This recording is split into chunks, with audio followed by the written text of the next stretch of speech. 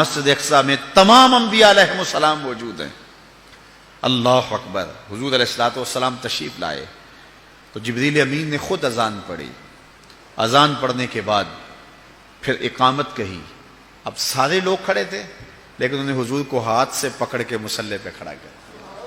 اللہ اکبر۔ دیکھو بہت سارے لوگ ہوں، ایک متعین امام ہو تو وہ تو مصلی پہ کھڑا ہوگا ہی ہوگا۔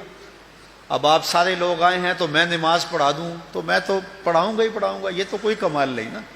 کمال تو بنتا جب سارے علماء ہوں، پھر پتہ چلتا ہے کون مصلی پہ کھڑا ہوتا ہے۔ اب سارے ہی نبی ہیں، اللہ اکبر۔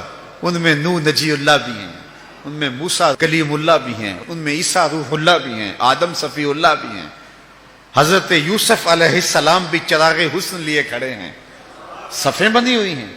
اب پتہ چلے گا نا مصلی پہ کون کھڑا ہوتا ہے۔ فقہی اصول کیا ہے مصلی پہ؟ احق بالامام عالمہم بالسنہ۔ جو جب سارے لوگ پڑھے لکھے ہوں تو پھر امامت کے مصلی پہ کون کھڑا ہوگا؟ ہمارا فقہی اصول یہ ہے کہ جو سب سے بڑا عالم ہوگا وہ مصلی پہ کھڑا ہوگا۔ تو پھر جب سارے نبی کھڑے تھے اور وَعَلَّمَ آدَمَ الْأَسْمَاءَ كُلَّهَا کا تاج بھی سر پہ رکھے ہوئے تھے، لیکن مصلی پہ حضور آئے، اس بات کا اعلان ہے صف انبیاء میں سب سے بڑا عالم ہے تو آمنہ کا لال ہے۔ اچھا سارے اگر عالم ہوں تو پھر امامت کا حقدار کون ہوگا؟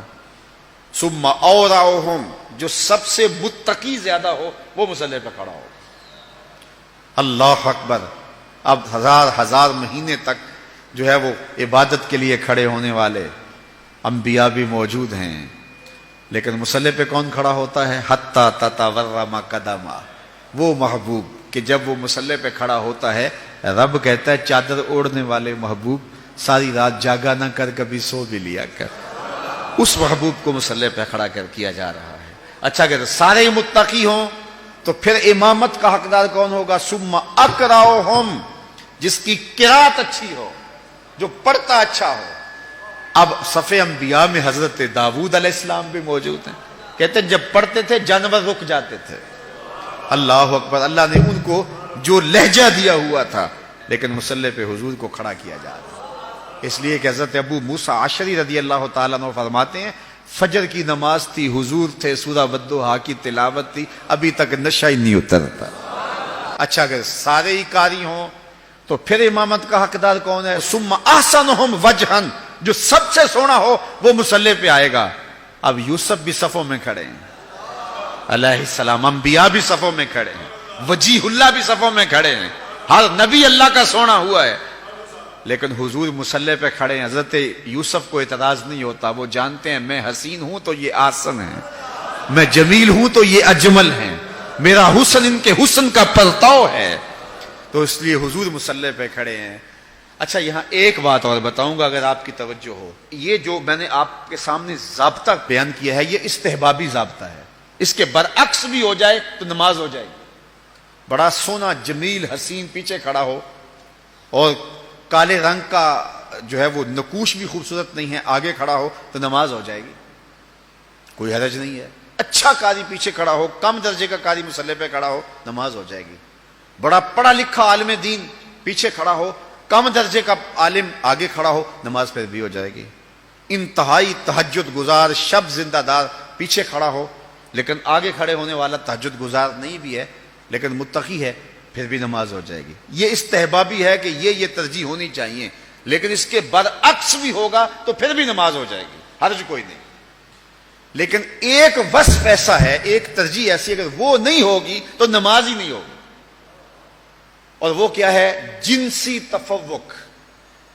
اس کی ایک مثال میں آپ کے سامنے رکھتا ہوں۔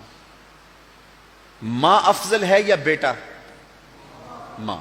پھر ماں قاریہ بھی ہو بیٹا قاری نہ ہو، ماں عالمہ بھی ہو بیٹا عالم، ماں حافظہ بھی ہو بیٹا حافظ نہ ہو، اور ماں متقیہ بھی ہو بیٹا متقی بھی نہ ہو، اور ماں سب سے زیادہ پڑھی لکھی ہو اور بیٹے اس درجے پہ نہ ہوں، اور پھر ماں ہونے کے ناطے سے شرف بھی ہے۔ اب گھر میں بیٹے کوئی ماں کے پاؤں دبا رہا تھا، کوئی ماں کے کندھے دبا رہا تھا، کوئی ہاتھ چوم رہا تھا، چلتے چلتے اذان ہو گئی، باہر شدید بارش ہو رہی تھی، پروگرام بن گیا گھر میں نماز پڑھا لیں۔ مصلی پہ کون کھڑا ہوگا؟ ماں یا کوئی بیٹا؟ افضل کون ہے؟ ماں۔ قاریہ بڑی کون ہے؟ عالمہ بڑی کون ہے؟ لیکن پھر ماں کو مصلی پہ ہونا چاہیے۔ کیوں ماں مصلی پہ کھڑی نہیں ہوتی؟ ایک وصف ایسا ہے جو ماں میں نہیں، اور وہ کیا ہے؟ جنسی تفوق اس کو حاصل نہیں ہے۔ الرجال قوامون علی النساء، مردانہ پن زنانہ پن سے افضل ہے، رجولیت نسوانیت سے افضل ہے۔ تو رجل ہونا، مرد ہونا، مردانہ پن، یہ وہ وصف ہے جس نے ماں کو پیچھے کر دیا، بیٹے کو آگے کر دیا۔ عزت اپنی جگہ، سلوٹ اپنی جگہ، سلام اپنی جگہ، علم اپنی جگہ، زہد تقوی اپنی جگہ۔ بیٹے کہیں گے امی ہاتھ جڑے ہیں، تیرے پاؤں بھی چومتے ہیں، تیرے تلووں کا دہن بھی پیتے ہیں، لیکن یہ ہماری مجبوری ہے، مصلی پہ ہم نے جانا ہے، اس لیے کہ جنسی طور پہ فضیلت ہمیں حاصل ہے۔